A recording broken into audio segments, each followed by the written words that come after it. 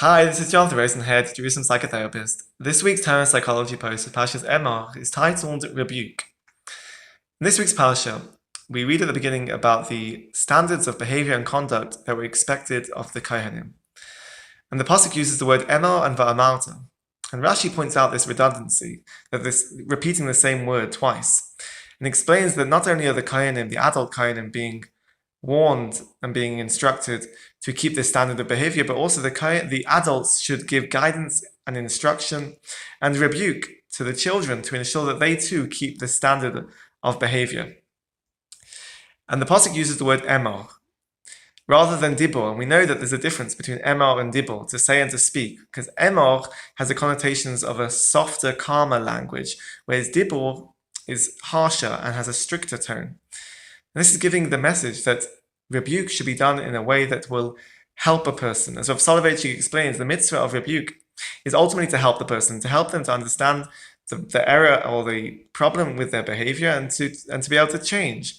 And based on the Gemara in Yevamos, Rav Soloveitchik explains that the mitzvah of tochacha, of rebuke, is only if the person is going to listen. There's no mitzvah to give rebuke if the person is not going to listen. And therefore this gives them a message of how that we need to be careful of how we give rebuke, the tone that we use, and also the timing to make sure that it's going to be done in a way and in a time when the person will listen. And later on in this week's parasha, we read about the Megadif, the person that curses Hashem, and he is placed in isolation. And we know there are two people that were placed in isolation.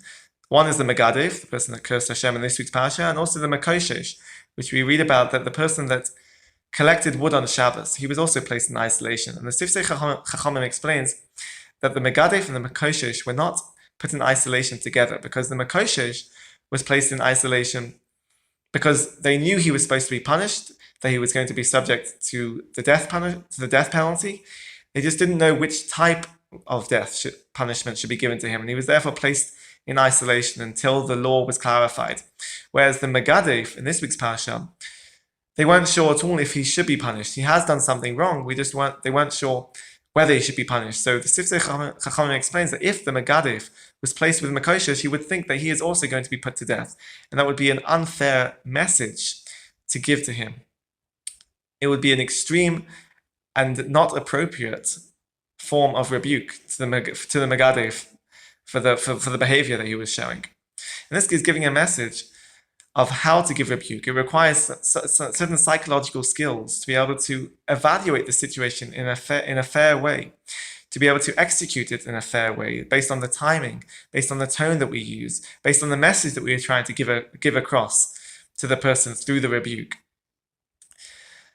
And this can be also applied to a person as well, not just how we give rebuke to other people, but also to ourselves. Self-rebuke. We can be very self-critical. And we can jump to the conclusion to look at our behavior and say that we deserve death, in a sense, that we should be punished, that we catastrophize the situation. The message that is being given across is that, yes, we should self-isolate. We should take time. We try to separate ourselves from the behavior, try to separate ourselves from the situation, not to be overly emotional, that we can evaluate the situation in a fair way to ensure that this will be an effective way to correct our behavior.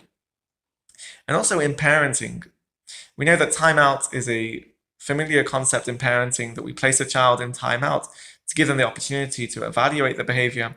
But it's very important, and it's critical that parents have the skills to be able to do this in a fair way, that they use a tone that is calm, that they explain to the child why they're being placed in timeout, that they're being self-isolated for a purpose, to evaluate their behavior, but not as a punishment.